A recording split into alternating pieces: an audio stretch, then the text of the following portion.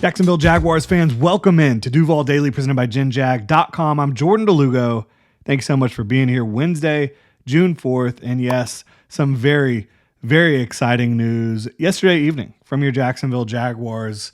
Dawuane Smoot, longtime Jaguar, former third-round pick by the Jaguars back in 2017, returning to Duval after 1 year in Buffalo. Jaguars signed Dawuane Smoot yesterday. They also signed receiver Trenton Irwin, spent a lot of time in Cincinnati. Apparently also looks like an AEW wrestler. I don't follow wrestling, but there's something going on with that. So shout out to Trenton Irwin. They also released David White Jr., who is a local young, I think last year he was an undrafted free agent receiver. So, they have a very crowded back end of their receiver room, and they have a clear kind of pecking order top four. So you can understand if not all these young receivers are going to make it throughout the entire summer leading up to cuts and all that stuff. So that's kind of how it goes, unfortunately. But Dawuane Smoot, that is the big news for Jaguars fans here. And very exciting to see Smoot back in Jacksonville.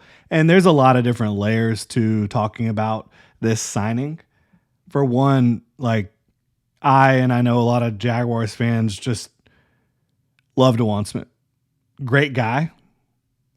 Great person to be in the community.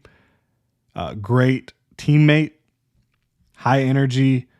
Always in the right mindset.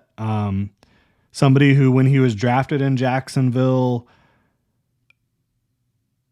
came in and he was very productive in college at Illinois, right? But he came in and it took a little bit of a while for him to get it going. First couple seasons didn't really do a whole lot. And he was asked to lose weight. He was asked to put on weight. He was asked to play this position and that position. And that was very difficult for him early on, especially with not getting a ton of reps early on in his career. But 2019 through really, 2022, 4 seasons where he was racking up sacks, and he really turned it on 2020 through 2022 as a rotational player, as a rusher who close to starting in terms of the amount of snaps he was getting. He was like legitimate edge 3 type numbers in terms of the total snaps he was getting those years. And he was producing at a high level as a rotational rusher, was really good, putting up sacks, putting up pressures, helping the Jaguars defense in a big way to be a team that could get off the field on third down, to heat up the quarterback. And so he was just really good rotational player for them. And, as far as third round picks go, if you're getting somebody who can rack up 5+ sacks every year and rack up the pressures and also set the edge against the run, you're pretty happy with that. And unfortunately, what was it? In 2022, he was having his best year as a pro, really by a wide margin. And then in week 16, he went down with an Achilles. And that's when Arden Key really turned it on, right? He was getting more reps than Arden Key before that. And then Arden Key was playing pretty well when he was getting in there too. But that Achilles really, it was a huge bummer. And the Jaguars did keep him around in 2023 after that. Wasn't really the same player, as you can imagine.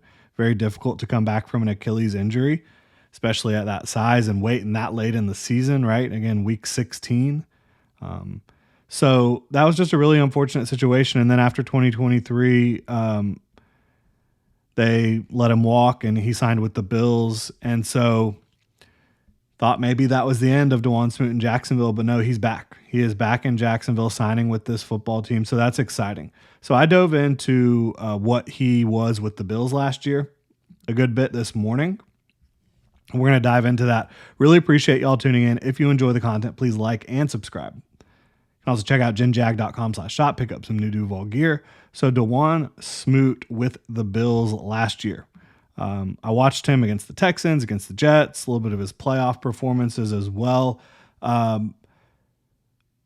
What I saw was honestly really, as an edge rusher, his best stuff was in a wide nine technique where you're getting a lot of space to operate before you make contact with the tackle, before you engage. And I think the reason he was best in that was because he's able to build up some speed and then convert that to power and rush through a guy's face. And then he has such active hands that he can play off of that. If you know you're feeling like if you're a tackle and you're getting speed to power, and you're trying to brace for that and anchor down, and then he hits you with a cross chop or a hand move or inside spin counter, that's how he can win out there, right? And I think he's reasonably effective in that regard. I think as a run defender, you definitely want him on the edge, lined up outside of the tackle and trying to set the edge there in that regard. So that's what I saw from him as like on the edge. But what was really cool to see for him last year, he had a lot of reps, over 100 reps, kind of lined up as an interior defensive lineman. And you saw that a lot against the Texans. And I just think he's too quick with too active of hands for a lot of interior offensive linemen to handle one-on-one. So that is where I think he could definitely do a lot of damage as a pass rusher. I don't think you want to line him up in there in clear rushing situations, running situations for the offense. But as an interior pass rusher, Dawuane Smoot has some juice.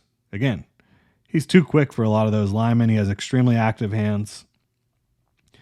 And he's got just like such a bag of pass rush moves and experience. He's 30 years old now, right? And what he is not is like he's not some elite athlete. He's a bigger end that can convert down inside and rush the passer from the interior. Not a crazy athlete, not like crazy bend or explosiveness or any of that stuff. But he's a pro. He's a pro's pro. He's got all the active hands, the hand moves, and the experience. Plays with high energy, high effort. After every play, you see him dapping up his guys, smacking them on the helmet, like getting excited, fired up. So you love that energy he brings. He brings the energy through the whistle as well. And so the Jaguars have been looking for a lot of guys like that. And again, let's not get it twisted. This is a guy who had 386 total snaps last year, including, playing in the playoffs. So it's not like the Jaguars just signed a starter. And if you've been paying attention to this football team, Josh Hines-Allen, Trayvon Walker, they're your starting edge players. You've also got Emmanuel Ogbah, who I think is the same age as Dawuane Smoot. Obviously, Smoot, it looked like maybe his career was,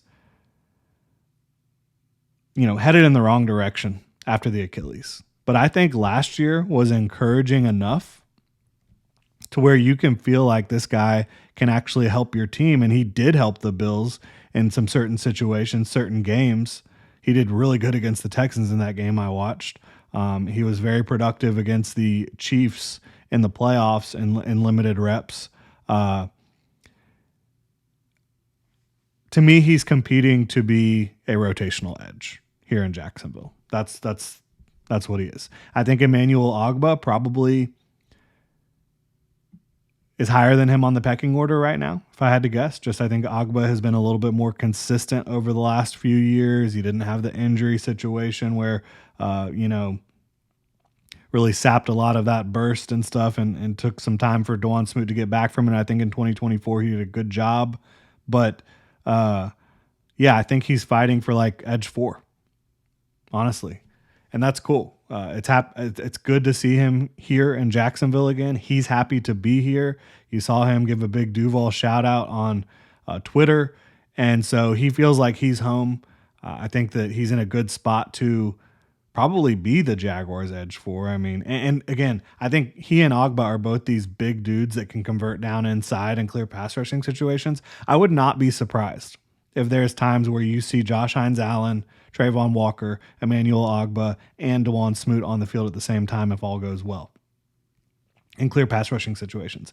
And that's not to take anything away from Eric Armstead or Mason Smith. I'm not saying that would be the Jaguars' ideal package, but throughout games. You have rotations, right? You have times where guys need to take a break. If you've been in several situations where you're on the field a lot defensively, where maybe there's a long drive going on, you're trying to get off the field on third down. Mason Smith and Eric Armstead have been playing a lot. I would not be surprised to see a lightning package of Ogba, Smoot, Josh Hines-Allen, and Trayvon Walker. And I think that could be pretty cool. Because, again, in one-on-one situations, interior offensive linemen just really struggle to keep up with Smoot. His quickness, his active hands.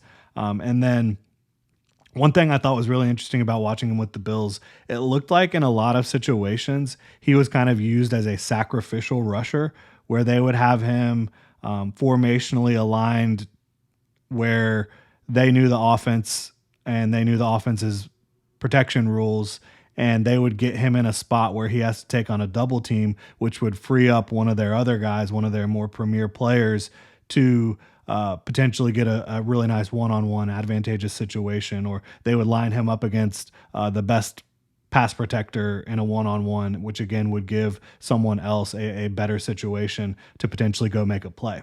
And so I think the Jaguars can definitely do stuff like that as well here with this new regime. That's what you want to see. You want to deploy your defense where your best players are getting put in position to make big time plays. And so Dawuane Smoot, who's now going to be a rotational guy, I don't think he's necessarily guaranteed a spot on the team. It would be surprising if he's beaten out, in my mind, certainly by Miles Cole, but Jalen McLeod, I think with that edge / hybrid situation, I think that you could potentially see both of them on the roster, Smoot and McLeod.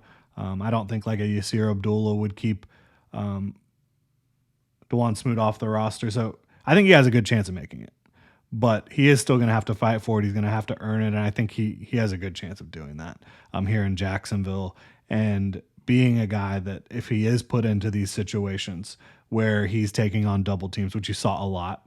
And again, I don't think that's because the offense was like, oh, we got to double team Dawuane Smoot. It was the Bills coaching staff defensively knowing the offense's protection rules, getting Dawuane Smoot in a situation where he's going to be double teamed or chipped or whatever, and then freeing up one of their premier guys.